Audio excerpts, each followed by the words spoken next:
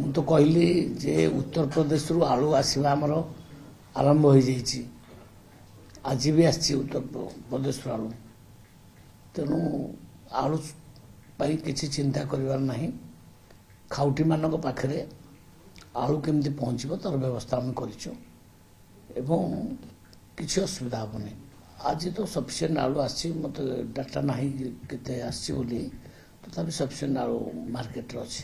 ହଁ, ରିକ୍ୱାରମେଣ୍ଟଠୁ ଆହୁରି ଅଧିକ ଆଳୁ ଅଛି ଏବଂ ନିର୍ଦ୍ଦେଶ ଦିଆଯାଇଛି, ଯେଉଁ ବେପାରୀମାନଙ୍କୁ ବି କୁହାଯାଇଛି ସେମାନେ ମଗେଇବେ। ଆମର କେବଳ 2 ଟଙ୍କା ଭଡ଼ାଟା 2 ଟଙ୍କା ଅଧିକା ରହିବ।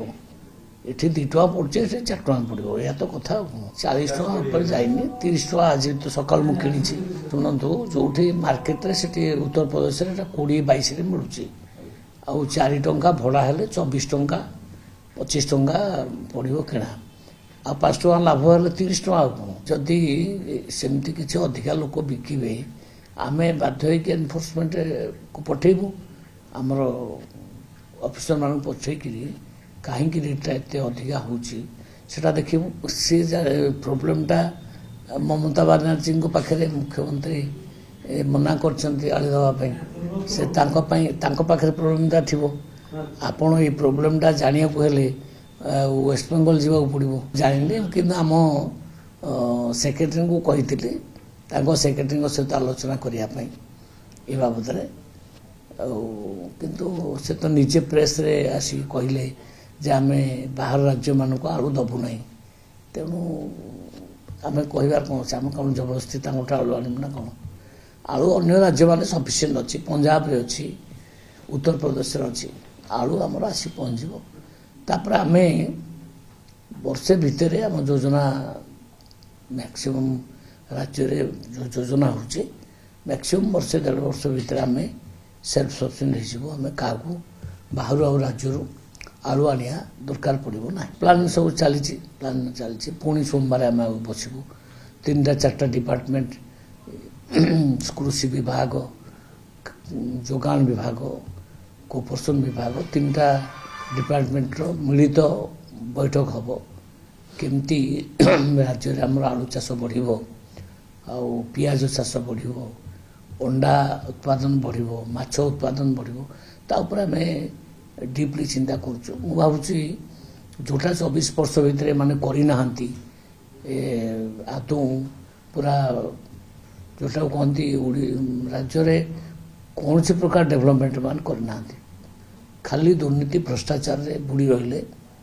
ଆଉ ବାହାରୁ ଗୋଟେ ଅଫିସର ଆସିକିରି ଆଉ ରାଜ୍ୟରେ ମୁରବୀ ହେବା, ଶାସନ କରିବା, ଏ କାରଣରୁ କିଛି ହେଇନି।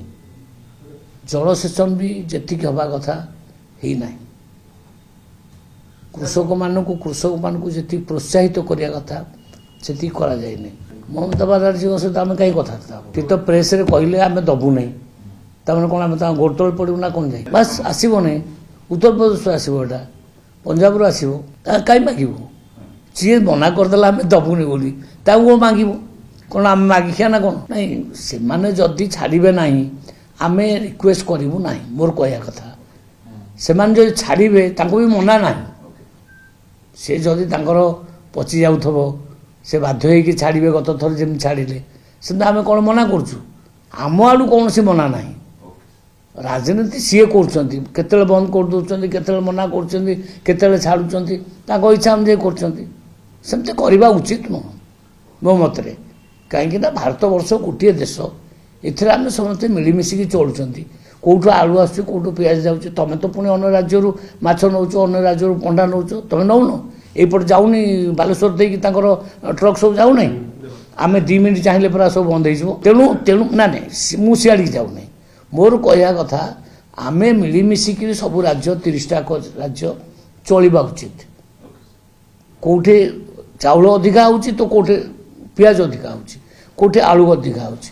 ଅଧିକା ପ୍ରଡକ୍ଟ କରୁଥିବା ରାଜ୍ୟଟା ଅନ୍ୟ ରାଜ୍ୟକୁ ଦେବ। ଆମେ ଚାଉଳ ଅନ୍ୟ ରାଜ୍ୟମାନଙ୍କୁ ଦେଉଛୁ। ସେମିତି ସବୁ ରାଜ୍ୟର ଲୋକମାନେ ଟିକେ ଲିବରାଲ ହେବା କଥା। ଆଉ ପ୍ରେସ୍କୁ ଆସିବା କହିଦେବା ଯେ ଆମେ ଦେବୁ ନାହିଁ, ସେଟା ତ ଠିକ୍ ନୁହଁ ନା। ଆଉ ସେ ବାବଦରେ କ'ଣ ମୁଁ ତାଙ୍କ ସହିତ ଯୁକ୍ତତର୍କ କରିବି? एकमात्र परीक्षित बायोसार पृथ्वी प्रो माटी को रखे सुस्थ दिए नुआ जीवन धान पनीपरिबा और डाली जातीय फसल पाई लाभदायक अमल बढ़ाए रोग कमाए आज ही जमी रे प्रयोग करंतु जोगाजोग पाई 9937054201 नंबर को डायल करंतु। आम सह जोड़ी हेबा पाई आमको लाइक फॉलो और सब्सक्राइब करंतु। अधिक अपडेट पाई विजिट करंतु आम वेबसाइट thequiver.in